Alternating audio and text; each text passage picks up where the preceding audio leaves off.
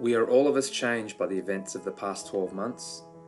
It is a year that will be remembered for the successive catastrophes that overshadowed life in East Gippsland, bushfire and pandemic. Just as the testing experiences of our lives change people, so too do they change organisations. The Bairnsdale Regional Health Service that entered 2020 is in many ways a different place to the one that has emerged from the trials of the year. And while the forces that bore down in our community this year were certainly tragic, when you hear the stories of our year at BRHS, they are stories of resilience, innovation and transformation.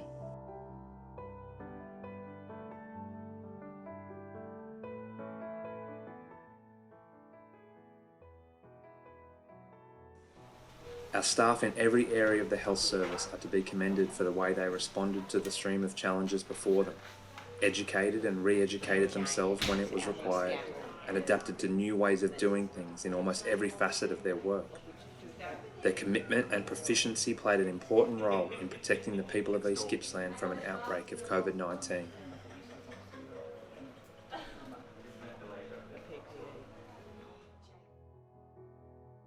But this year opened with a more local crisis, bushfire.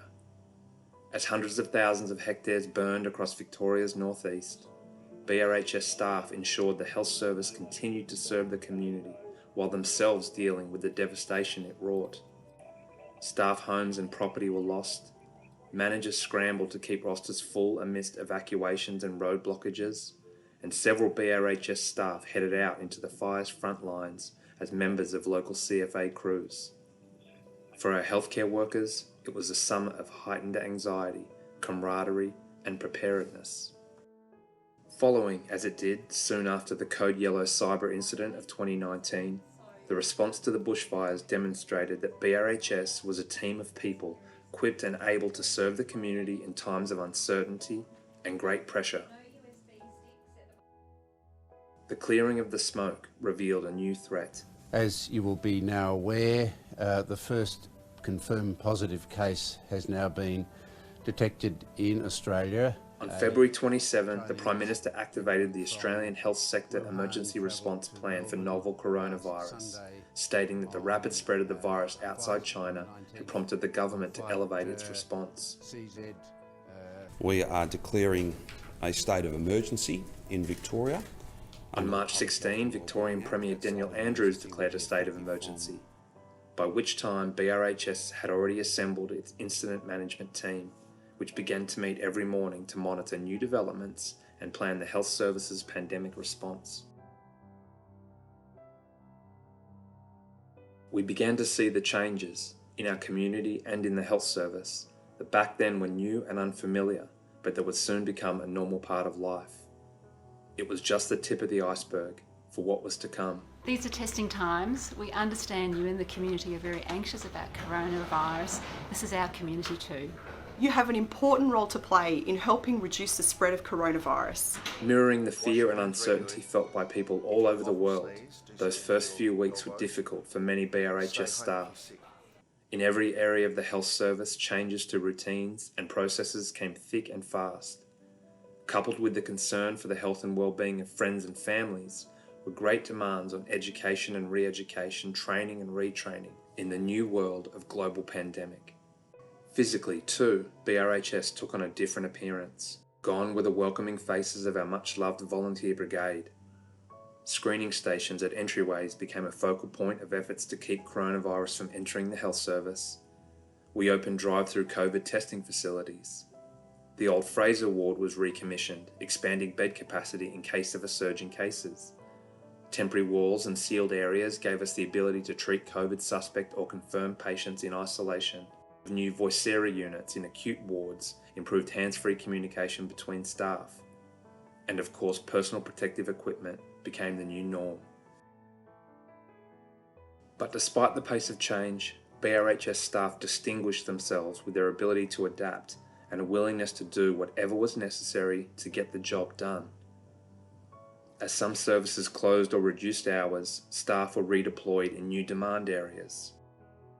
We used video and web technology to stay in touch with our consumers.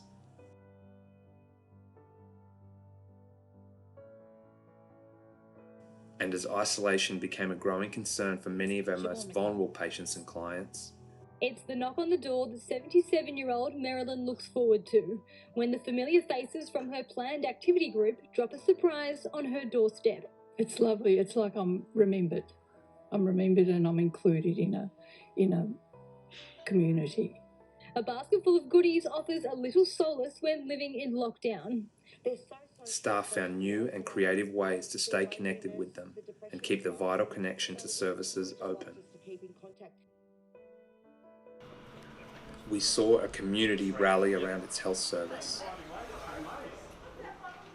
So we just wanted to say from the Bairnsdale, thank you very, very much for what you're doing, and it's a great job. And like through the bushfires, everyone got together, and hopefully everyone will get behind you because you're doing the hard work.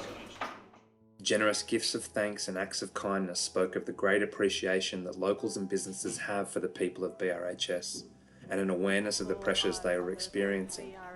And I'm here with Robin Hales today to give out a few care packages that were kindly donated by the East Gippsland Rotary. Did you say go? Yeah, go. Exercise is really important to maintaining mental health.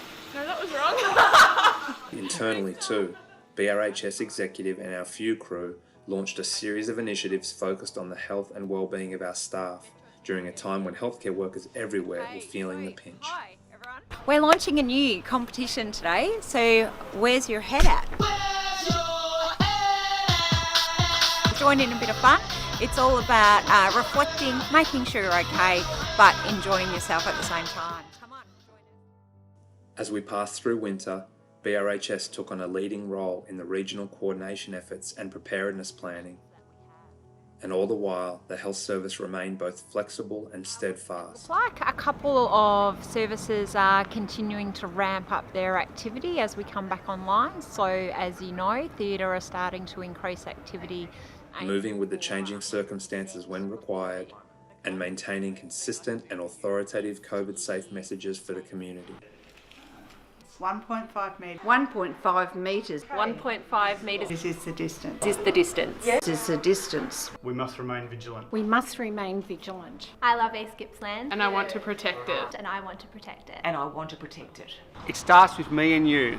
And while in other parts of the world citizens rallied against the wearing of face masks and restrictions on movement, the people of East Gippsland responded with great generosity and public spirit, willing to make these important contributions to the fight against COVID-19. I think it gets worse.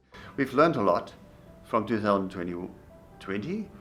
COVID maybe was the main sickness that we were dealing with, but we haven't seen the rhinoviruses, we haven't seen the SARS-1, we haven't seen bronchiolitis at kids, we haven't seen the asthmas.